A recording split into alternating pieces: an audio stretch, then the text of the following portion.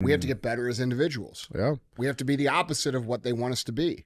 They want us fat. They want us sick. They want us stupid. We got to be not fat. We got to be healthy. We got to be intelligent. They want us to hate people. We can't hate people. We got to love people. We got to get along. We got to find unity. And that comes from personal excellence. And when I say personal excellence is the ultimate rebellion, it is the ultimate rebellion because it's everything that they do not want us to be. And it's our job to be it. My father could have been a great comedian, but he didn't believe that that was possible for him. And so he made a conservative choice. Instead, he got a safe job as an accountant. And when I was 12 years old, he was let go from that safe job. And our family had to do whatever we could to survive. I learned many great lessons from my father, not the least of which was that you can fail at what you don't want. So you might as well take a chance on doing what you love. How you develop consistency and more discipline in your life. And often with these kind of ideas or questions, I find the focus wrong, and I like to look at it differently from a different angle. So the human brain operates by pleasure and pain. What is pleasurable, we're attracted to, and what is painful, we naturally recoil from. And if things become too painful, we never do them. And if things become pleasurable, we get addicted to them, often with bad consequences. All right? So if the idea of discipline, of consistently doing an action, is only associated with pain, with tedium, of being by yourself in a room, doing one thing over and over and over again, you're never going to get over the mountain because it's associated with too much pain, and the brain naturally shrinks from anything that's painful. Okay? So there has to be pleasure involved. Discipline has to have an element of pleasure. Consistently doing your work has to have rewards.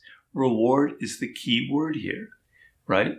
So if you never feel a direct, pleasurable sensation from what discipline is giving you, then it's never going to work. You're going to have to put some effort into your life. And you need to be motivated to do that. And so what are the potential sources of motivation? Well, you could think about them in the big five manner. You know, if you're extroverted, you want friends. If you're agreeable, you want an intimate relationship. If you're disagreeable, you want to win competitions. If you're open, you want to engage in creative activity. If you're high in neuroticism, you want security. Okay, so those are all sources of potential motivation that you could draw on, that you could tailor to your own, your own personality.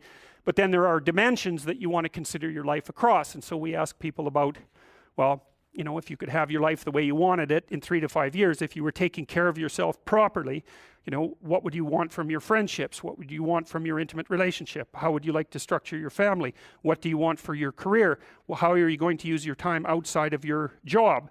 And how are you going to regulate your mental and physical health, and maybe also your drug and alcohol use? Because that's a good place to auger down, because alcoholism, for example, wipes out, 5 to 10% of people. So you want to keep that under control.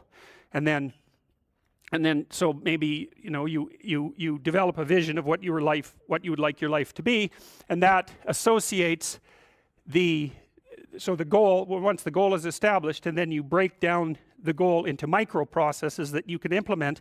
The micro processes become rewarding in proportion, in relation to their causal association with the goal, and that tangles in your incentive reward system. We talked about the dopaminergic incentive reward system, and that's the thing that keeps you moving forward. And the way it works is that it works better if it produces positive emotion when it can see you moving towards a valued goal. Okay, well, what's the implication of that? Better have a valued goal, because otherwise you can't get any positive motivation working out. And so the more valuable the goal, in principle, the more the micro processes associated with that goal start to take on a positive charge. You got to forgive yourself. See, a lot of us have done some things in the past, or lied to ourselves, or lied to others, or procrastinated, or all the things we've done has been recorded in our subconscious our whole life. And sometimes we get to the point where deep down, subconsciously, that we're not aware of, we don't think we deserve anything better than we're getting. And that's why we're getting what we're getting.